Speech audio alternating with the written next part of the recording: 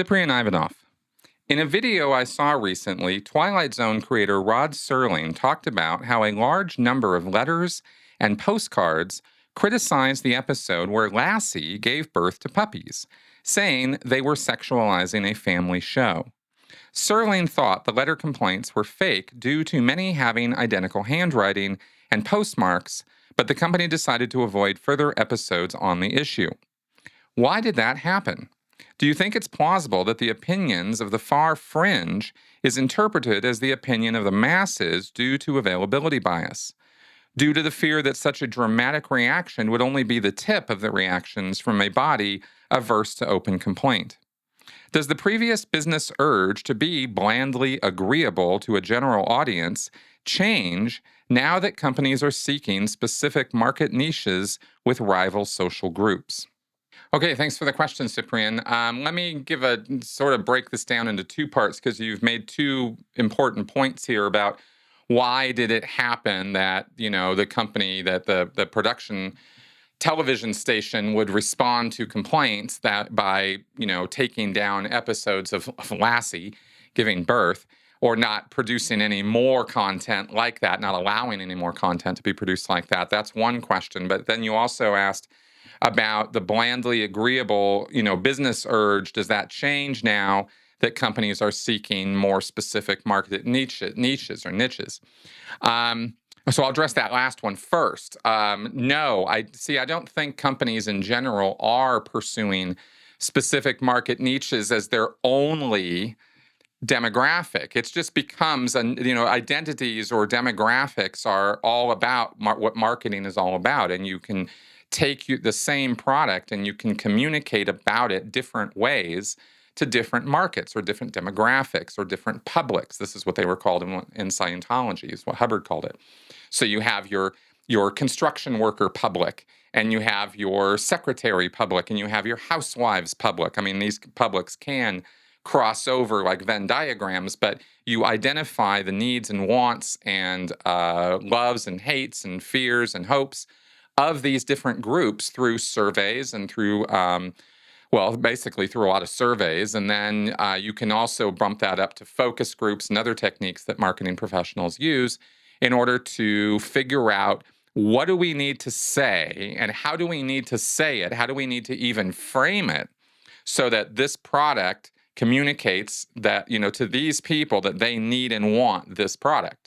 Now, obviously, not all products are universally marketable. Some things like, dish soap are not going to be marketed to, coal miners, right? So you do have different publics, and I suppose you could say different niches or niches. I really should have looked up how to pronounce that. First, you can have different markets for sure, different publics, but very few. The big companies, and here we're talking about getting into television stations, radio, entertainment. These are venues that are trying to attract the broadest possible audience.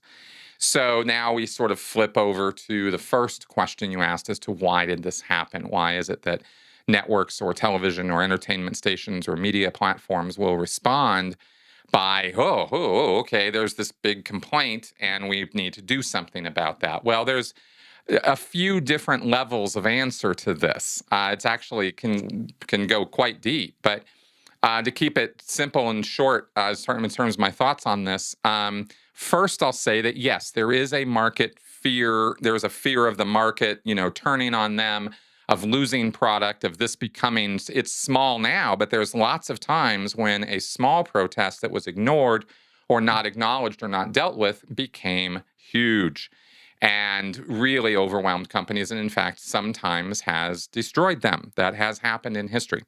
So it's not like it happens every other day, but it happens, and companies are aware of this. And so crisis management, that's a thing. There's a whole profession involved with crisis management now, and various, sort of guidelines or checklists or steps that they follow in order to deal with, problems, PR problems that the companies have created. So here you have a television station. Now, this is back in the 50s. This is Lassie.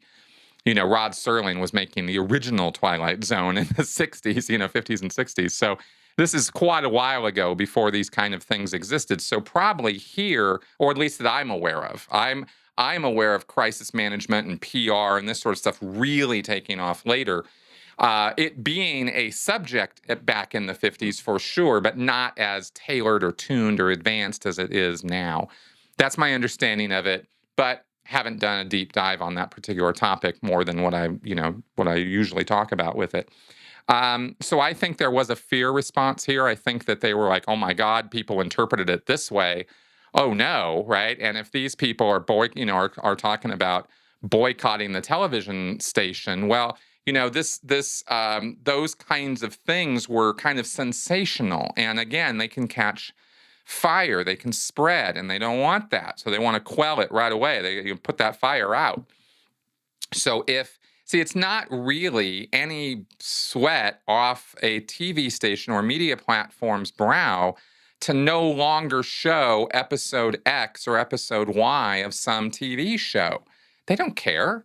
If they remove one or two episodes out of syndication, they're still making money, and everybody else is still getting paid. So it's not like, if you, on the other hand, let something like this fester and boil over and become this big social problem, then everybody could be taking a bath and not doing so well, right? In other words, things could go really, really wrong, really, really fast.